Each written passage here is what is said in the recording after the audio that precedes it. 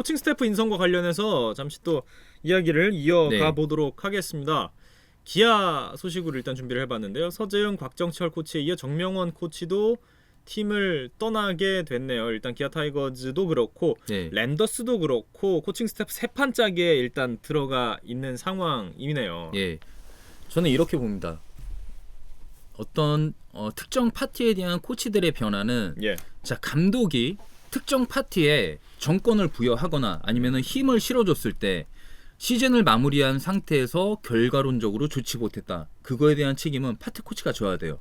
하지만 권한을 주지 않고 힘을 실어주지 않은 상태에서 자꾸만 감독이 개입이 되면서 코치가 어떤 자기의 생각을 펼칠 수 없는 그런 상황에서 만약에 경질이 됐다. 그러면은 저는 문제가 있다라고 보는데 기아 같은 경우에는 그래도 서재영 코치라든가 곽종철 코치가 선수들을 총체적으로 관리를 하고 예. 투구수라든가 로테이션 쪽에 어떤 권한을 부여했다라고 보는 거예요.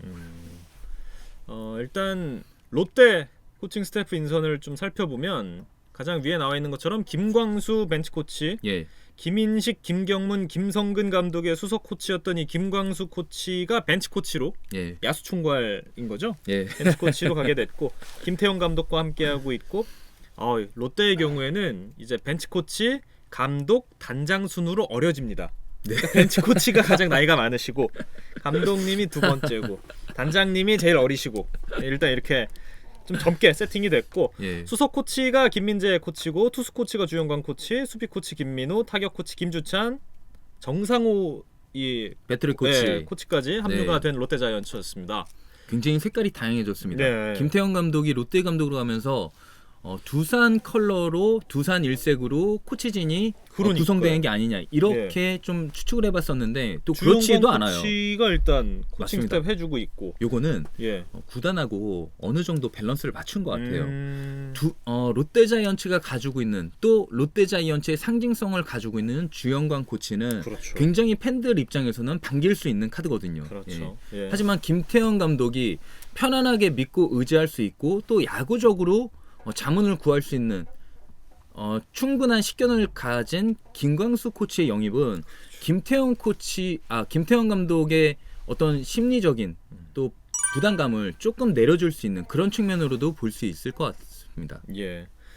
이 뒤이어서 삼성 코칭 스태프를 살펴보면 일단 124승 레전드죠. 네. 정민태 투수 코치 합류했고요. 네, 이진영 코치 타격 코치로 합류가 됐고 정대현 전 동의대 코치가 2군 감독, 강영식 코치 투수 코치로 2군 코치 네. 가게 됐습니다. 저는 이진영이 삼성으로 간 거는 200% 이병규 수석 코치의 역할이 있었다라고 봅니다. 불을 넣었나요? 예. 이 둘은요 연인 사이예요.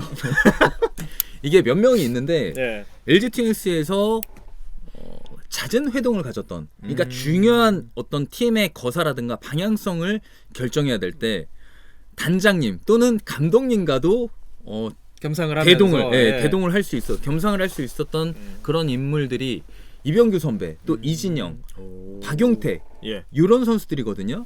그래서 분명히 박진만 감독에게 이병규 수석 코치가 이진영을 추천했을 거라고 봐요. 이상엽님이 현 의원님도 삼성의 동갑내기 친구 이정식 코치님이랑 같이 힘을 내서 이정식은 제 포스들, 후배고 최상병이 제 동기죠. 예. 삼성 포수들 성장을 좀 도와줬으면 좋겠다. 삼성에서 제가 사건 사고가 많아서 삼성의 프론트가 별로 반기지 않을 겁니다. 참. 그러면서 이제 삼성 코칭 스태프 인선까지 일단 네. 확인을 해봤고 한화 이글스도 좀 볼까요? 정경배 수석 코치, 김재걸, 박재상 코치 그리고 김우석 코치까지 네, 합류가 됐고 랜더스에서는 코칭 스태프가 정말 많이 빠져나간 게 김민재 맞아요. 코치 나갔죠. 정상호 코치 둘이 롯데 갔죠. 한화로 정경배 코치가 갔죠. 조홍천 투수 코치가 또 두산 갔죠.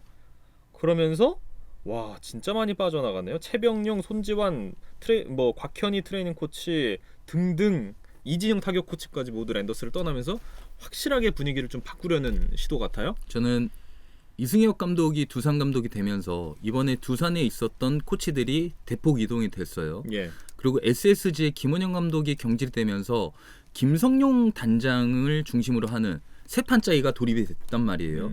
자, 코치들의 연쇄 이동이 주는 메시지는 뭐냐? 자, 코치로서 감독을 모시죠.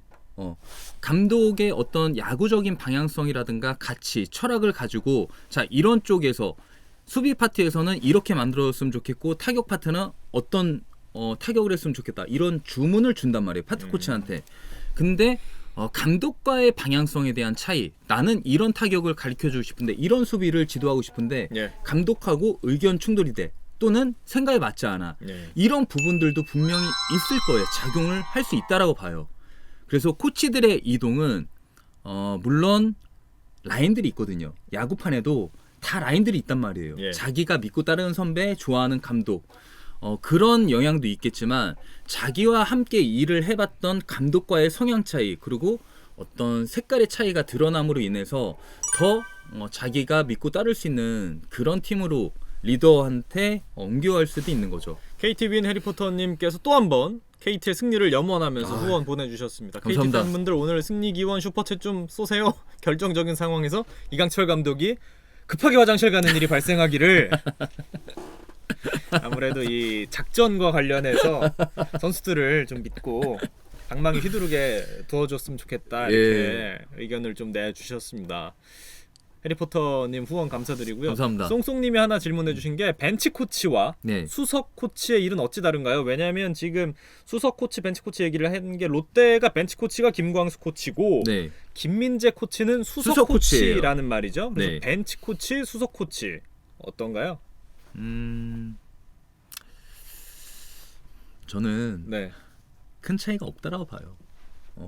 네, 왜냐 어떻게 보면 김광수 코치가 팀에 도움이 될 수 있는 어떤 역할을 줘야 되는데 그러기 위해서는 포지션을 부여해야 되잖아요. 네, 근데 수석 코치는 김민재 코치로 낙점이 됐어요. 네, 그런 상태에서 김광수 코치를 데려오고 싶은데 네. 명분을 만들어야 될 거 아니에요. 네. 그래서 수석 코치가 다 할 수 없는 일을 벤치 코치한테 일정 부분 좀 넘겨준 게 아닌가 그렇게 보고 있습니다. 메이저리그 사이트에 들어가서 살펴보면 예. 감독 아래 나와 있는 사람이 코치 이름이 벤치 코치거든요. 예. 그러니까 아무래도 서울사님 말씀처럼 같은 말이지 않을까. 자, 저는 이렇게 봐요. 예, 의미를 부여해서 수석 코치가 경기적으로 실제적으로 감독을 보좌하면서 경기에 포커스를 맞추는 역할을 한다고 한다면 벤치 코치는 경기 외적인 부분에서 선수들을 관리하고 예. 또 앞으로 일어날 수 있는 부분들에 대해서 선수들을 준비시키는 그런 역할이 아닐까 이렇게 보여집니다. 딱히 뭐 이렇게 뾰족하게 두드러지는 없어요. 차이는 뭐 예. 그렇군요. 까망천사님이 현 의원님, 안치용 위원님하고는 누가 선배냐? 동기예요. 음. 예, 동갑입니다. 예. 벤치 코치는 고문 역할 아닐까요? 기현 구사님이 질문해주고 계시는데 그래도 꽤나 역할을 하죠. 벤치 코치도. 예. 해야죠. 많이 하죠. 예. 예. 그렇죠. 또 김광수 코치님의 커리어를 봤을 때 저연봉의 코치는 아니에요. 그렇죠. 예, 고연봉의 코치이기 때문에 분명히 김태형 감독이 모든 부분에 관여를 하고 개입을 해서 오더를 하고 지시를 내릴 수 없어요.